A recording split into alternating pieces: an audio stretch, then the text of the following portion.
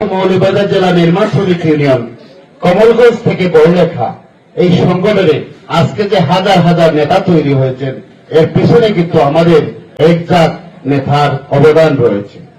আমাদের মূল লক্ষ্য ছিল যে এই জেলার হাজার হাজার শ্রমিক, লাখো শ্রমিক যারা অভিভাবকহীন ছিল, যারা তাদের অধিকার সম্বন্ধে জানত না, যারা তারা বিপদে পড়লে কার কাছে যাবে সেটা জানত না, সেই শ্রমিকদেরকে ঐক্যবদ্ধ করে সেই শ্রমিকের সংগঠন তৈরি করে তাদের একটি আস্থার জায়গা, ভরসার জায়গা, আশার জায়গা তৈরি করা। এবং এই জেলার যারা মালিক ছিলেন এবং এখনো আছেন, তারা কোন শ্রমিকের সমস্যা তৈরি হলে কার কাছে যাবেন সেই রাস্তা তারা খুঁজে পেতেন না।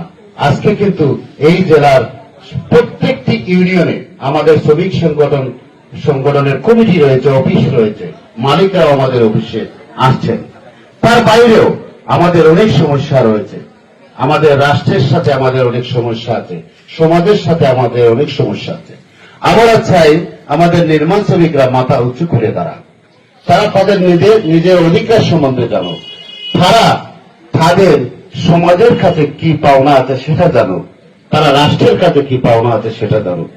আপনারা সবাই জানেন যে আমাদের রাষ্ট্রের, আমরা জনগণ হিসাবে রাষ্ট্রের কাছে আমাদের 5টি মৌলিক অধিকার রয়েছে। তেমনি ভাবে আমাদের সংগঠনের একটি সংবিধান রয়েছে, সেই সংবিধানের আলোকে আমরা রাষ্ট্রের কাছ থেকে কিছু মৌলিক অধিকার আদায় করতে চাই।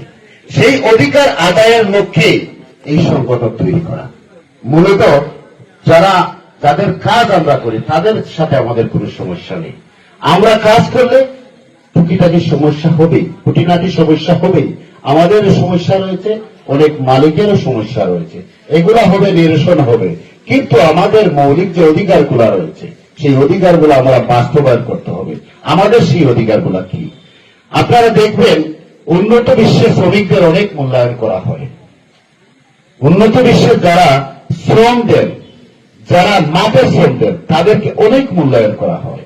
কিন্তু আমাদের দেশে, আমাদের রাষ্ট্রে, আমাদের দেশে যারা সমাজবিদ থেকে শুরু করে যারা এমপি, মন্ত্রী, মিনিস্টার, যারা এই রাষ্ট্র পরিচালনা করেন অথবা এই রাষ্ট্রে যারা চাকরি করেন, আমরা রাষ্ট্রের মালিক, যারা চাকরি করেন তারা ওই শ্রমিকদেরকে তুচ্ছ তাচ্ছিল্য করে কথা বলেন।